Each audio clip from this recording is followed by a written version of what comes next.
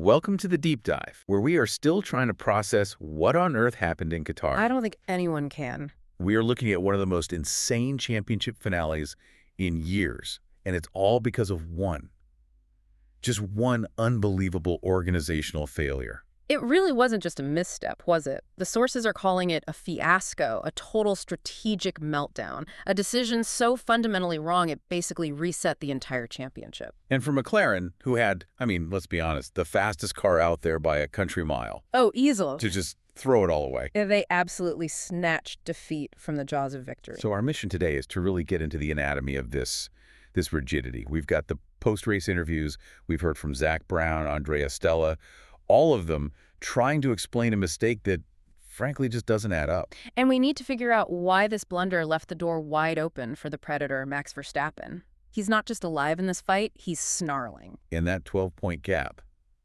it sets up this huge, dramatic final act in Abu Dhabi. The central conflict here is just so stark. McLaren had the speed, they had everything they needed to shut the door on the title right there and then. But they didn't. They bit the dust, as one source put it. And it cost Lando Norris what could have been 15 absolutely crucial points. This wasn't about the car, it was a complete failure of strategy. Okay, let's unpack this colossal strategic disaster. It all started with one rule, right?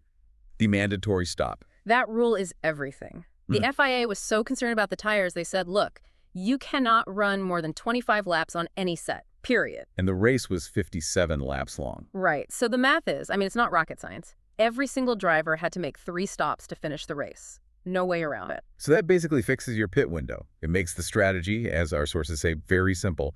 You know you have to stop 3 times. Exactly. But then came the turning point, lap 7. The safety car comes out after Gasly and Hülkenberg have their tangle. Which is the golden opportunity. It's the ultimate freebie. A pit stop under the safety car costs you almost nothing in terms of track time because the whole field is slowed down. And lap 7 was the perfect moment, mathematically, to take that first stop in a 3-stop race. Max Verstappen, running ahead of them, he knew it. He dove right in. And this is where it just becomes incomprehensible. The sources say everyone just took it for granted. Everyone gave for granted that all would pit. Of course they would. But they didn't. The 2 exceptions were Oscar Piastri and Lando Norris, the 2 cars that needed the points more than anyone. I have to stop you there. Yeah. We are talking about a top-tier Formula One team. They have terabytes of data, real-time simulations. They're watching their main rival pit right in front of them. Yep. And they just stay out. How does that happen? Is that a simple mistake or is that something deeper? Oh, it has to be a systemic failure. One source put it so brilliantly, they said a 6-year-old child or a 91-year-old grandmother could have made the right call there. It wasn't a 50-50 decision. This was a no-brainer, a game-changing opportunity that they just let sail on by. So what was the justification?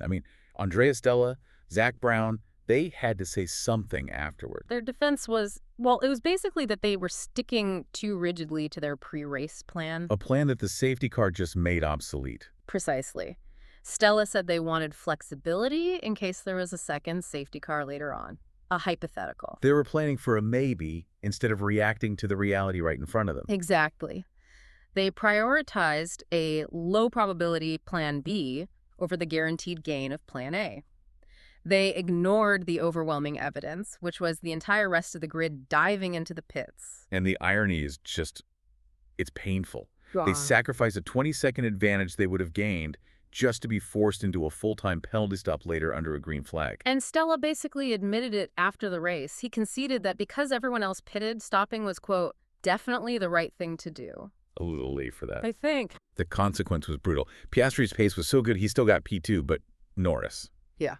He should have been on that podium. He finished P4. And that single missed podium is why this championship is now on a knife edge. Which brings us to the title fight. Yeah. That blunder means the pressure hitting into Abu Dhabi is it's almost unbearable. Let's just lay out the math here because it is pure high-stakes drama. Max is now just 12 points behind Lando. So if Max wins the race in Abu Dhabi, which is entirely possible. He gets 25 points, which means Lando Norris absolutely must finish 2nd or 3rd. That's it. If he finishes 4th, he loses the championship. He is, as one source put it, condemned to be on the podium. Every single decision in Abu Dhabi is now magnified by that reality. And this is where it gets really uncomfortable for McLaren, the Piastri dilemma. Oh, this is the nightmare scenario for the pit wall. Just imagine it. It's the final few laps. Yeah. Max is leading. Yep. Lando is running in P4. Hmm. And his teammate, Oscar Piastri, is in P2 or P3. What do? You have to make the call.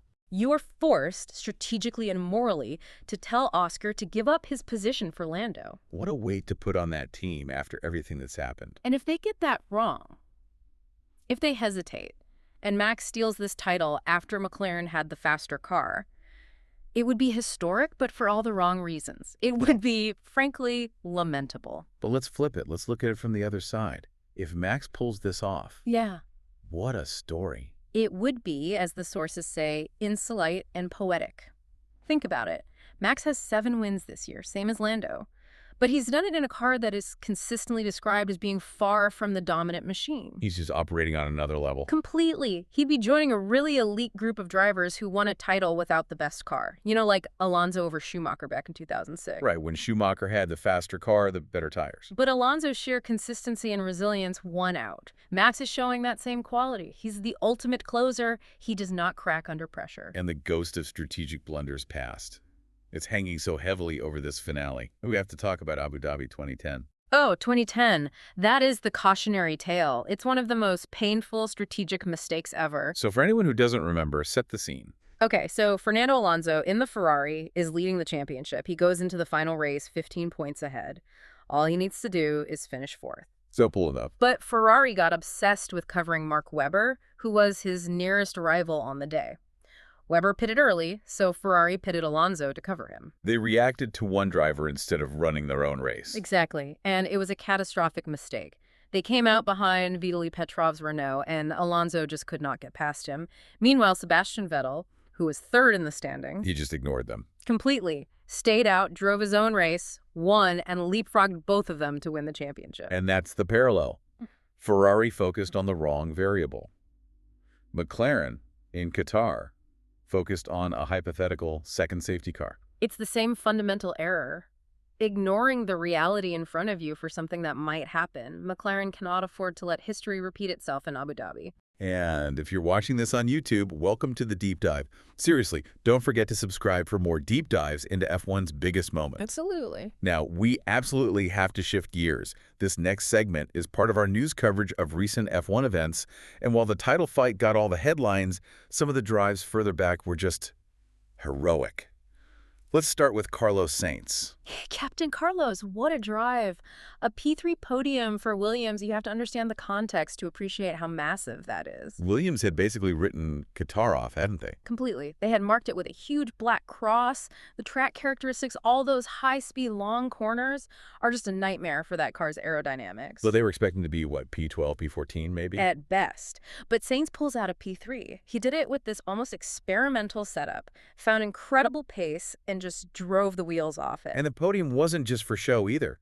It mathematically locked Williams into 5th place in the Constructors' Championship. Which is huge for them, especially since they stopped developing this year's car ages ago to focus everything on the 2026 regulations. It just proves why they hired him. Right. He is the leader that team needs to build around. No question. And then you have Fernando Alonso. The paranormal phenomenon. It's the only way to describe it. He gets a P7 finish for Aston Martin, a car that right now is probably the 8th or 9th fastest on the grid.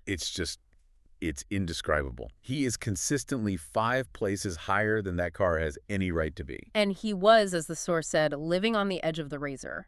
He had that insane 360-degree spin mid-race. And didn't even seem phased. Recovers, gets back on it, and still finishes P7.